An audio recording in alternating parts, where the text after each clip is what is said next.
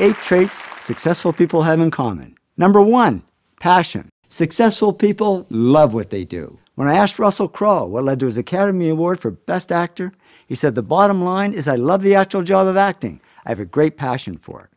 Successful people in all fields love what they do, whether it's astrophysicist Jamie Matthews, author J.K. Rowling, or athlete Michael Phelps.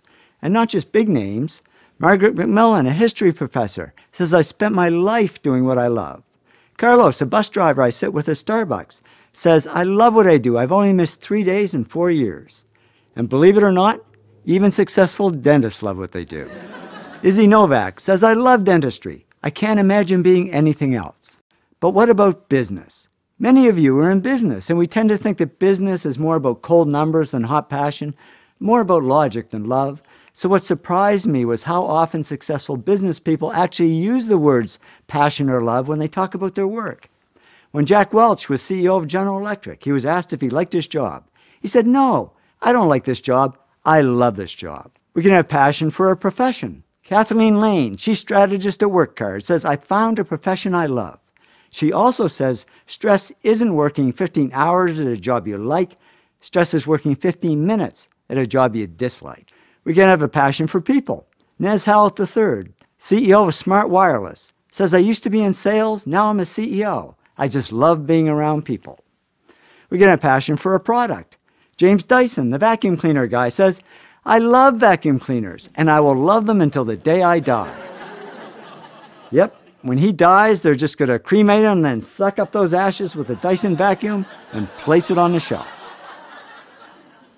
We can have passion for a particular field. Anita Roddick, the great founder of The Body Shop, once said, I love retailing. I love buying and selling and making connections. She also said, I don't like systems, financial sheets, or plans. Yes, no matter how much we love what we do, there's always going to be stuff we don't love. The trick is to make sure the stuff you don't love only takes up 20% of your time, and the stuff you do love takes up 80%. If it's the other way around, we're in the wrong job. Passion is sometimes mistaken for ambition. People call Donald Trump ambitious, but he says, I'm not ambitious. I just love what I do. And if you love what you do a lot of stuff. And then people say, oh, you're ambitious. The cool thing about passion is it turns underachievers into superachievers. I have a long list of famous underachievers, like Albert Einstein, who people said would go nowhere when they were young. For instance, who said this? Besides me. I was sitting in my room being a depressed guy, trying to figure out what I was doing with my life. Turns out it was Bill Gates. Bill was such an underachiever, his parents actually sent him to counseling. Yeah, I can just hear the neighbors back then saying, geez, that Gates kid, what a loser. He's never going to go anywhere. And he didn't, until he discovered his passion for software. The big problem is finding your passion. Sure, there's a kid that knows they want to be an accountant or an architect or an astronaut from the time they're 10, but I found a much bigger group of successful people who, when they were young and even when they were older, didn't have a clue what their passion was, and it took them a long time to find it, or to fall into it.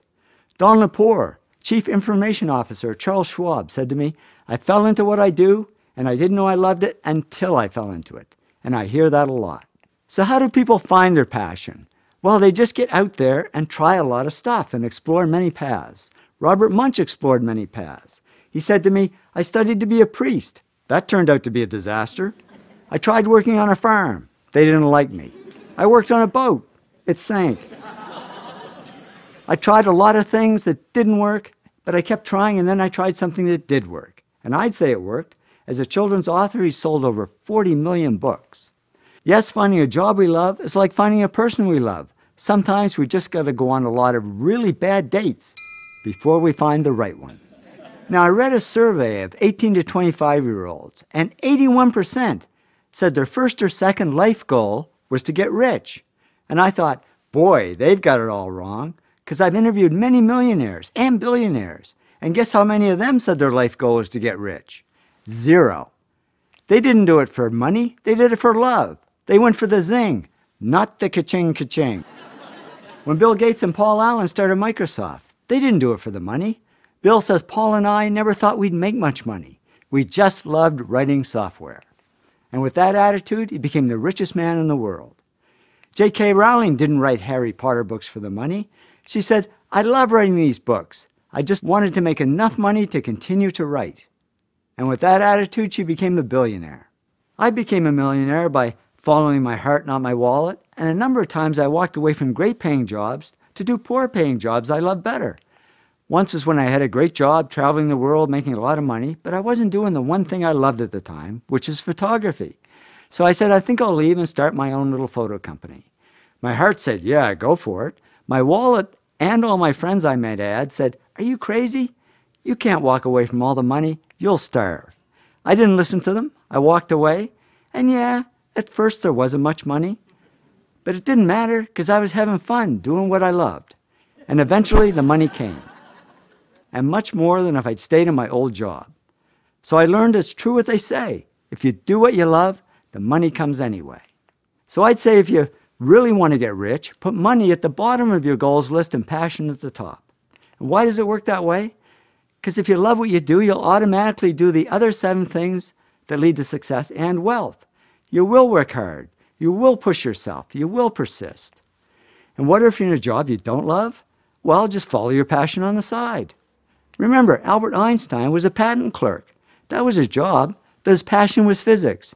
And he wrote 4 of his most important papers in his spare time as a hobby and became one of the world's greatest scientists. So it's amazing what you can do if you love what you do.